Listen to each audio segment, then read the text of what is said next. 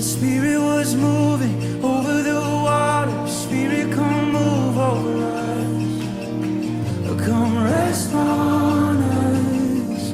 Come rest on us. As the Spirit... I think as a team person, it did even more for me than attending as an individual, because I saw these images as I was praying for my table. You'd see the tears on somebody's face as you're praying. Or they say, you knew what I was feeling before I did. Normally, if I join ministry, I'm used to, are we going to have training? No, you just have to learn to say, come Holy Spirit. I was like, really? Are we just really going to do that and say that and he will just come? I'm here and I know you will fill me. My name's Danielle Wilcox, and I'm here in Oxford Elementary School in Oxford, Michigan. Rosemary Labar. Hello, we're the Barnetts. Jamie Hubert. Lana. Ramon. And I am zooming in from Pennsylvania. Clio, Michigan. St. Michigan. Romulus, Michigan. Manila, Philippines. My husband's not Catholic. He was raised Baptist. And there's not a lot of stuff out there for people of different religions. And it was beautiful. We really felt like the Holy Spirit moved through us. We ended up in a really perfect for us group, I think. Our small group, being that we were the only people in there who are not Catholic, a lot of them were converts. So a lot of the alpha questions make you question whether you believe something because you've been taught that or because you've really had an experience with Jesus, with the Holy Spirit, with your Father.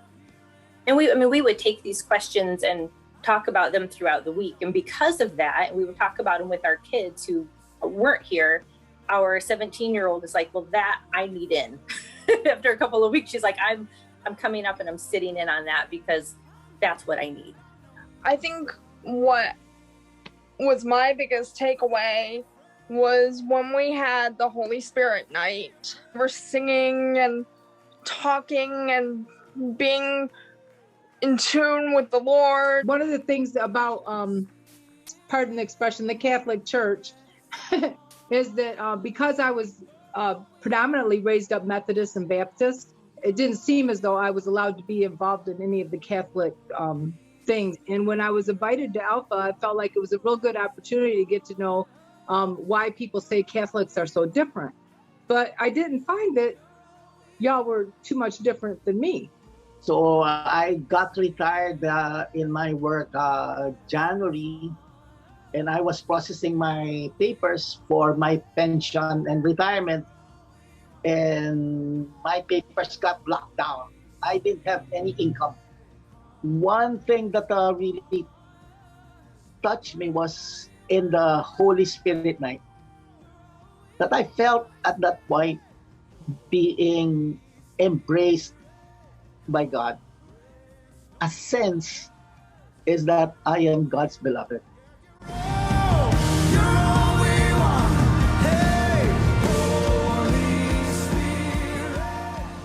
And it was just me in my bedroom and listening to all the great songs and just being with me and Jesus. And I mean, literally getting down on my hands and knees and crying and praying and thanking, and something I've never ever done before.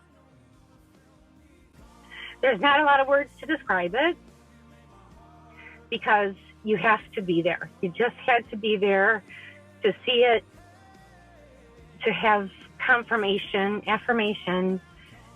It's the most wonderful, amazing experience that anyone could ever have.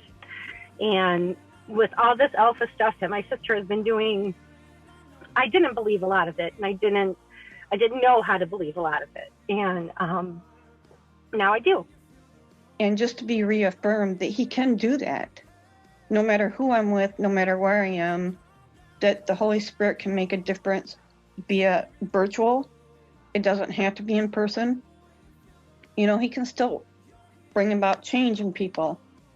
To learn that gain that confidence that come Holy Spirit, and then He will come. It was just powerful for me. I feel like I'm part of Holy Redeemer. It's just that I'm on a different time zone.